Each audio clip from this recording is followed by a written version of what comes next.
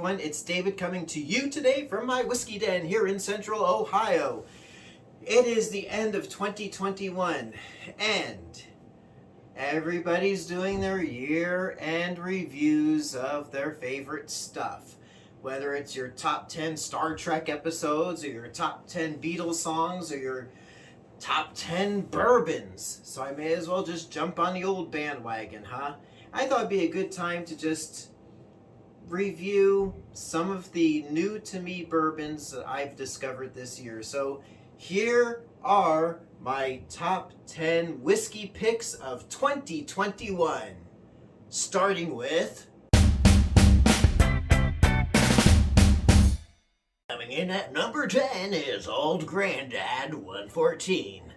So why did this make my top 10 list, even though when I reviewed it, I was kind of inconclusive about it? Well, I'll tell you why. You know, in really thinking about Old Grandad 114 after I did the video, I took a little time and I realized that maybe unlike a lot of other brands, especially the newer brands, the Old Grandad is just probably the same as it was back in the 70s, the 60s, the 50s. You know, it hasn't changed.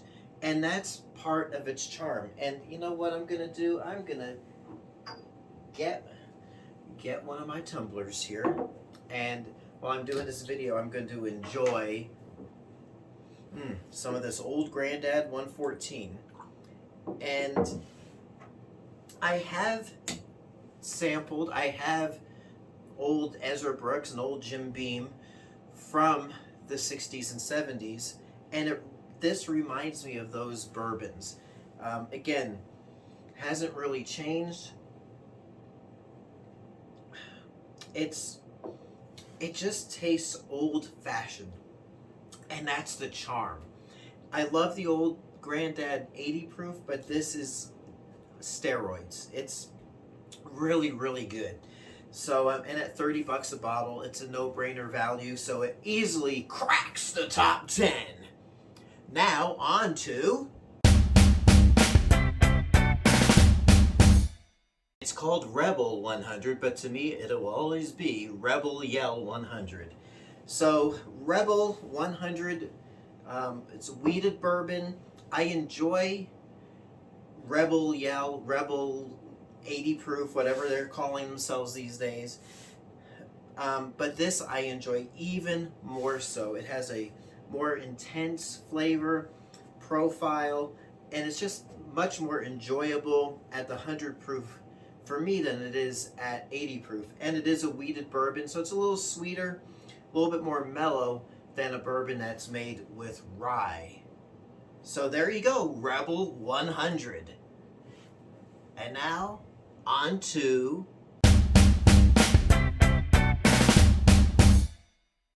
Dang. This small batch, 1792 from Barton. Again, another no-brainer in my book. 93.7 proof. It is, for me, probably the biggest surprise find of 2021. It's affordable. The bottle is awesome. I love this bottle. It's so elegant.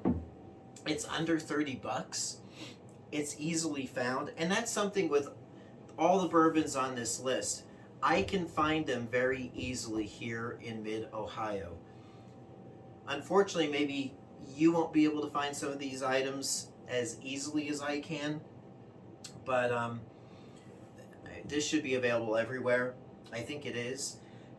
And this easily comes in at that number 8 mark here on the list. I really enjoy it. I love it.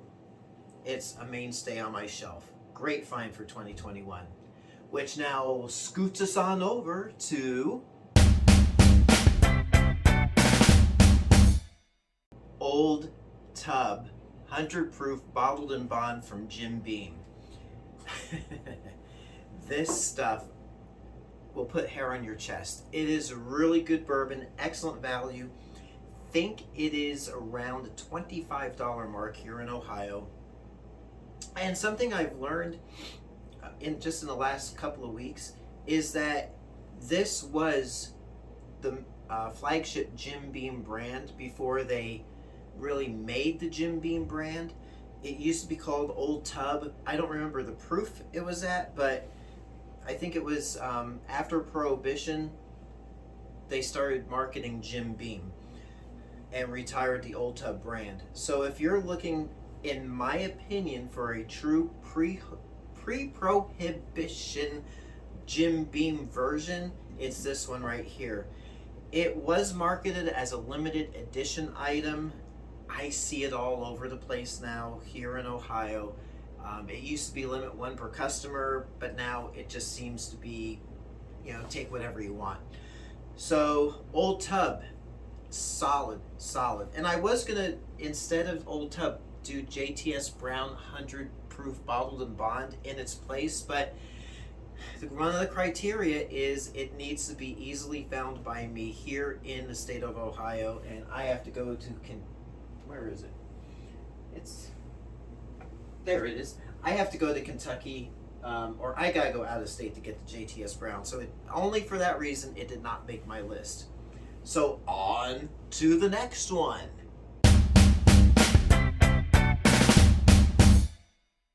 Okay, I know I am standing here nursing the old Grandad 114, but coming in right in the middle of the pack, and this is the only time I'm duplicating a brand, Old Grandad 80 proof.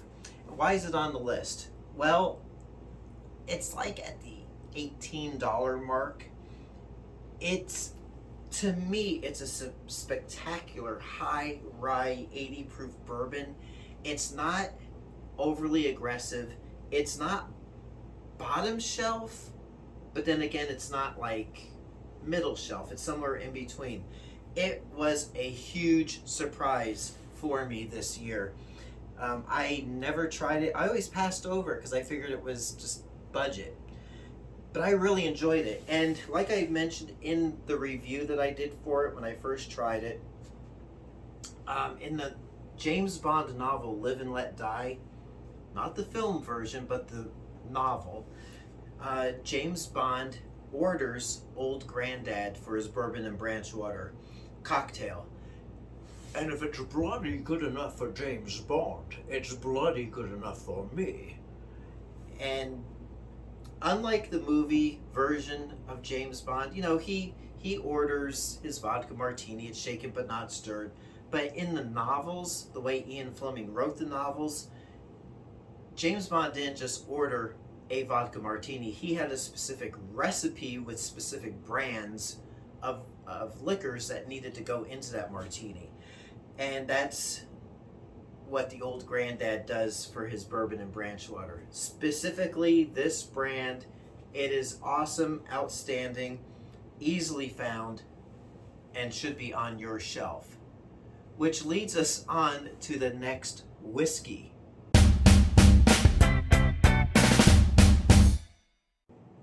Here it is. So, Old Grandad and Old Overholt are known collectively as the Olds, O-L-D-S. Not the Oldsmobile, but the Olds. They kind of go hand in hand. Same distiller, same company. Which is, what is it anyway? I don't even know. Brother. And, that's actually a good thing. This is the only rye whiskey on the list. It's really good, really mellow and spicy, and again, $18, and this is 86 proof. It's really good. Ich like this. This is so good. So, enough said on it. Let's head on up the list with a visit down to Tennessee.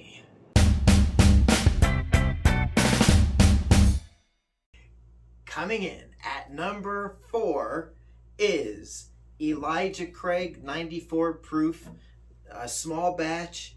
Man, this stuff is good. This is done by Heaven Hill, I do believe. Yeah, it's gotta be Heaven Hill. So good. Such a nice bourbon. Bourbony smooth. Big surprise at about $30 for the bottle. So that's definitely my number 4 pick for the year. So what do we have coming up at number 3?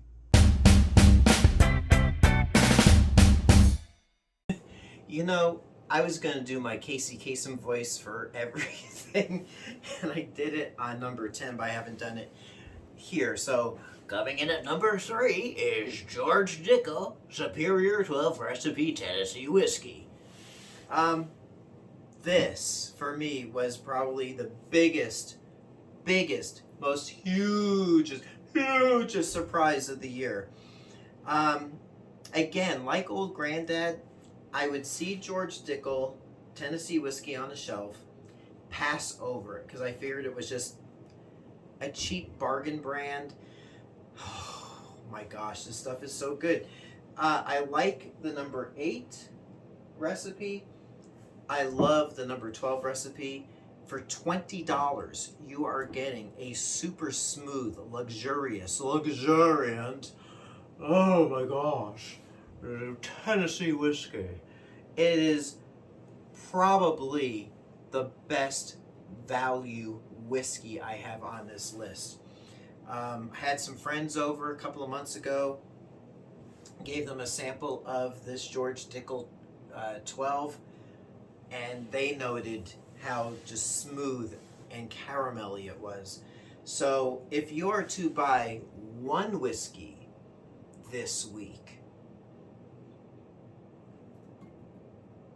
this is it right here. So, I can go on and on about it, but I won't. So let's see what the number 2 spot is. Holy cannoli. Maker's Mark 101. Oh. The only reason why this is not number 1 is because it's a seasonal, not always available bourbon. This is everything that is good about Maker's Mark, but better. It is, and I've said it before in the video when I reviewed this for the first time. It is me sitting in a big comfy chair with the most comfortable blanket wrapped around me, with a soft fire going in the fireplace while it is softly and gently snowing outside. That's that in a bottle for 38 smackers. Are you kidding me? Please, Maker's Mark. Well, the folks at Maker's Mark. I know you want to do this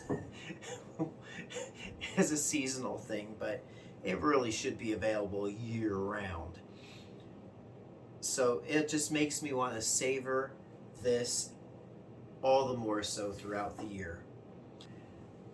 Okay, we have other brands that I really enjoy that are easily and readily available, like Bullet Bourbon, Maker's Mark 90 proof, Weller, which, that's not on the list because I can't easily find it, although I got 4 bottles of Weller Special Reserve. What's the other? Benchmark. Benchmark is my reigning champ in the bottom shelf battles, but I did not put those on the list. Why is that? It's not because I didn't want to. Bullet and Makers are just old, reliable standbys that I didn't discover this year, and I feel like everyone should have those on their shelves in their bourbon den, whiskey den. It's just that you can't find some of the other stuff, so why review it? I do enjoy a lot of micro distilled stuff, but again, it's not widely available, so unfortunately it's been kept off of the top 10 for here. So what is my number 1 pick?